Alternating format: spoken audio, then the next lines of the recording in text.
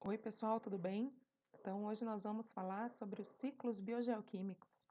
Vamos iniciar explicando o que é e os conceitos. Vamos aprender um pouco? Vamos entender inicialmente o que é a biogeoquímica. Esse conceito foi proposto por Odum em 1971. Ele disse que a biogeoquímica é a ciência que estuda a troca ou a circulação da matéria entre os componentes vivos e físico-químicos da biosfera.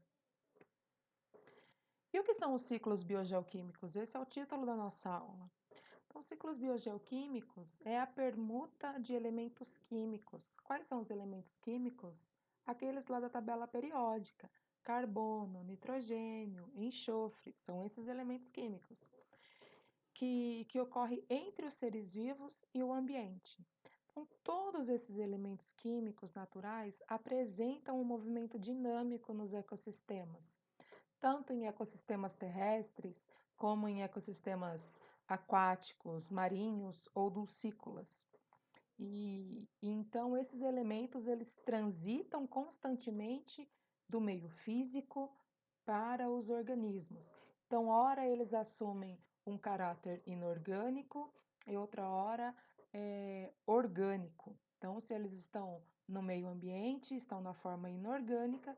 Se eles estão nos organismos, qualquer organismo vivo, ele estará na forma orgânica. E esses ciclos envolvem etapas biológicas porque envolvem seres vivos nesse processo, e etapas físicas e químicas que se alternam, e por isso essa denominação de ciclos biogeoquímicos. Se a gente pudesse desenhar um esquema, seria mais ou menos nesse formato. Aqui nós temos o meio físico, né, o meio ambiente e os seres vivos. E os elementos químicos, fazendo aqui uma ciclagem que integra esses dois meios, o meio físico, meio ambiente, com os seres vivos. E há uma constante troca desses elementos. É uma troca constante. Então, isso é o que a gente chama do ciclo biogeoquímico. A gente também pode chamar de ciclagem de nutrientes. E os principais ciclos, os ciclos que nós estudaremos aqui comigo serão o ciclo da água, ciclo do carbono, ciclo do oxigênio, ciclo do nitrogênio e o ciclo do fósforo. Coloquei aqui algumas imagens. Olha só o carbono aqui com C e 2 Os. O que forma o C e 2 Os? CO2. Tenho, olha só, o carbono aqui com 4 hidrogênios, o CH4. Aqui o nitrogênio na forma gasosa, N2. Ele pode se converter também em NH3, ok? Como é que essas transformações acontecem? Então, é isso que a gente vai entender um pouquinho.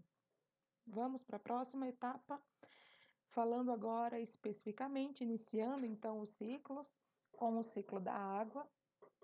A água, que não é propriamente um elemento químico, né? Ela uma molécula de água é composta por hidrogênio e oxigênio, né? Então, é uma molécula, duas moléculas de hidrogênio e uma molécula de oxigênio. Mas é o principal componente dos seres vivos. Ela é um grande regulador do ambiente, um regulador da temperatura do ambiente, regulador térmico do nosso corpo também. A água tem um alto calor específico. O que é um alto calor específico? É a quantidade de calor necessária que eu preciso para alterar em um grau, em um grau a temperatura, seja adicionando calor ou retirando calor.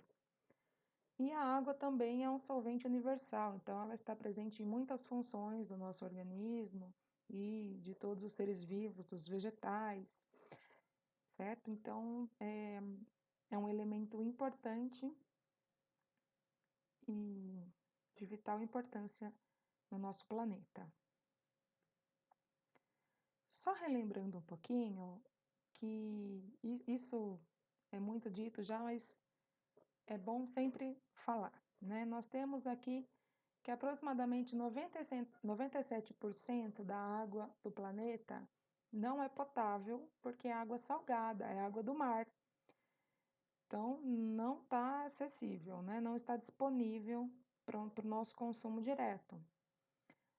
2,5% da água doce, ela está congelada, está lá retida nas geleiras, nas calotas polares. Então, também não está disponível para o nosso consumo.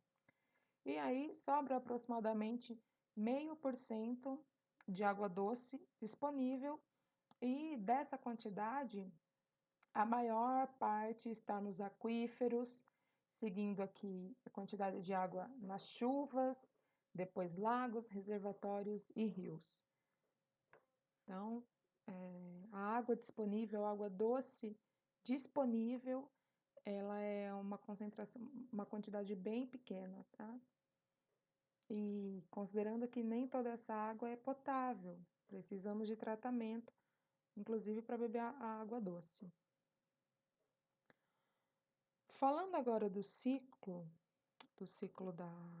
da água, ela pode ser dividida em duas etapas. Primeiro a gente tem um ciclo curto e depois temos um ciclo longo. Mas por que existe essa divisão?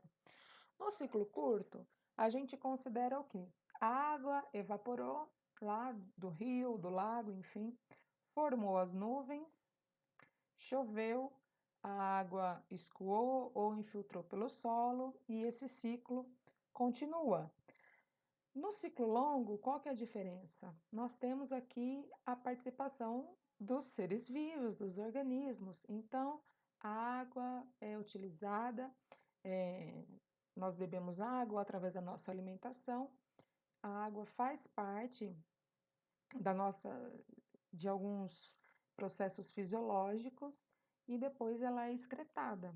Então, vamos ver aqui os tópicos, né? Bom, inicialmente evapora de superfícies aquáticas e terrestres.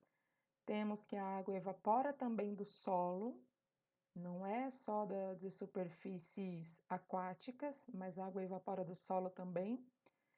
Essa água vai evaporar, vai formar nuvens, vai condensar e vai ocorrer a precipitação na forma de chuva, neve ou granizo, dependendo da temperatura e outras condições.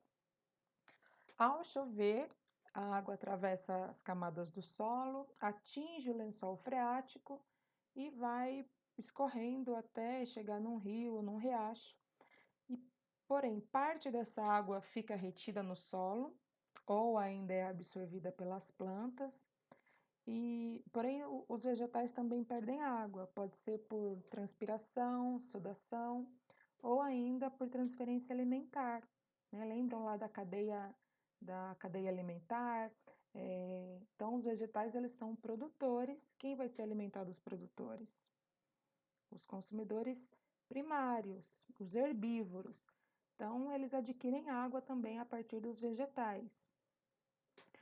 Os animais, e nós nos incluímos também nessa categoria, vão ingerir água diretamente, quando eu bebo meu copo com água, ou através de alimentos, né? A maior parte dos alimentos contém água, né? Exceto sementes e cereais, eles têm pouquíssima água. Mas vamos pensar numa melancia, por exemplo, e outras verduras, tem uma concentração de água bem elevada. E como é que nós devolvemos essa água? Porque tudo que entra tem que sair. Como é que nós devolvemos? Através da urina, das fezes, da respiração, do nosso suor. Quando nós respiramos, nós também devolvemos água? Sim, também sai um pouquinho de vapor. Vocês já sopraram no vidro do carro, não fica embaçado? Ou no espelho? Esse vapor é a água que está saindo de dentro da gente. Lindo, né?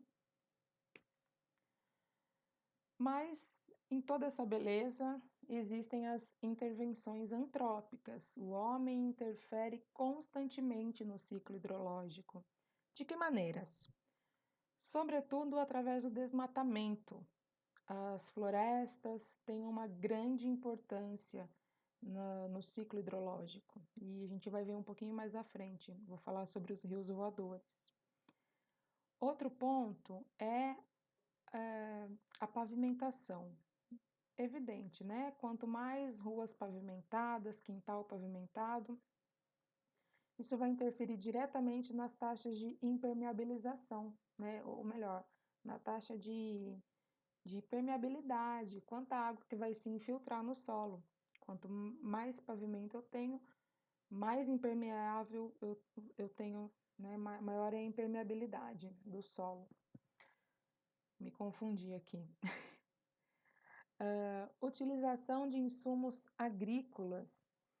Apesar de ser uma prática importante, né, nós precisamos consumir alimentos e muitos desses alimentos contêm insumos agrícolas, seja de fertilizantes ou outros agroquímicos para controle de pragas e tudo mais.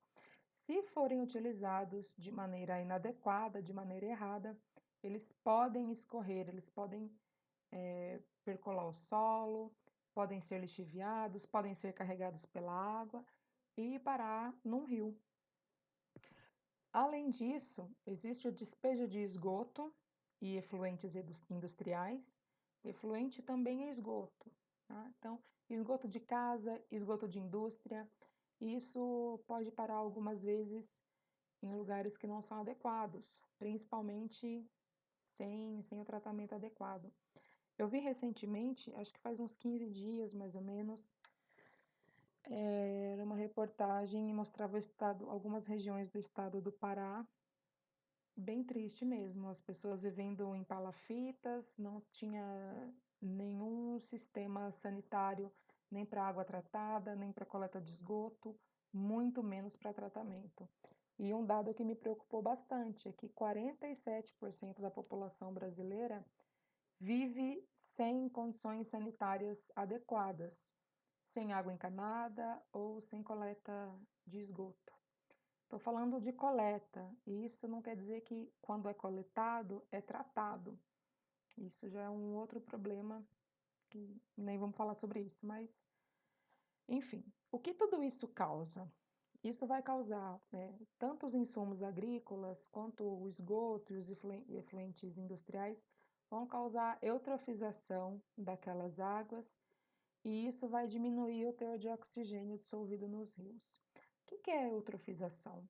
É quando eu tenho uma alta carga orgânica, uma alta carga de matéria orgânica na água, e isso, apesar de parecer bom, né, talvez alguns achem que isso pode ser interessante, ter muitos nutrientes na água, isso não é legal, porque vai acontecer que os micro-organismos daquele ambiente vão se proliferar muito rápido e vão consumir todo o oxigênio, ou quase todo o oxigênio daquela água.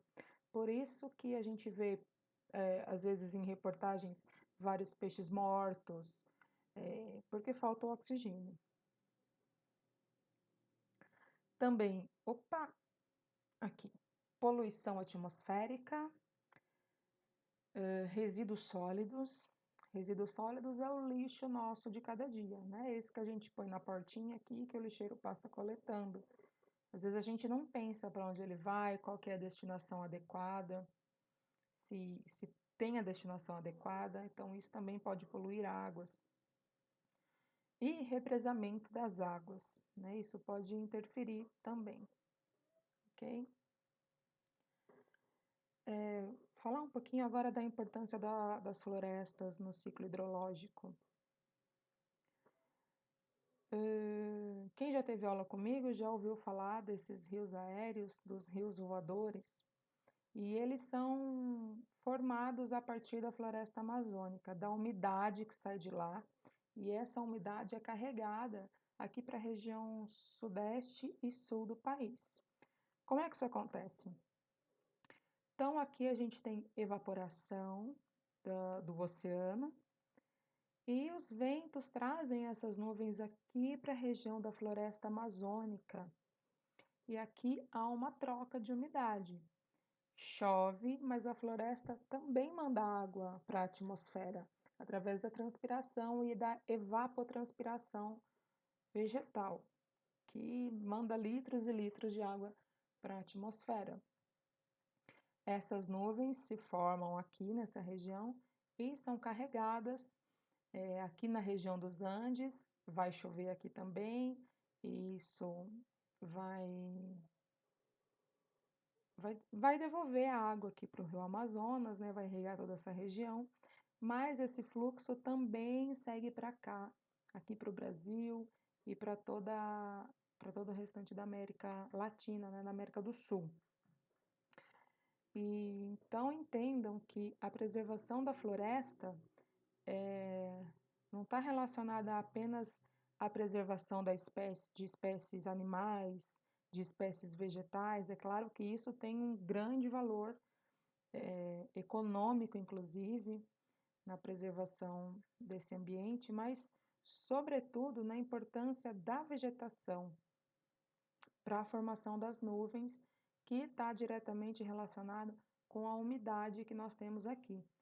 Se eu tenho muitas interferências aqui nessa região, vai começar a ter problema de chuva aqui também. Então, vejam como tudo isso tá bem ligado, né? Isso é tudo muito integrado. Vocês se lembram bem ano passado, quando teve aqueles incêndios aqui na região também, que a fumaça chegou até aqui no Sudeste, e é o mesmo caminho que essa fumaça fez, é o mesmo caminho que as nuvens fazem, que esses rios voadores fazem e trazem umidade aqui para a nossa região. Então, isso é o que eu tinha para falar para vocês sobre o ciclo da água, e o nosso próximo encontro vai ser sobre o ciclo do carbono. Espero que vocês tenham gostado.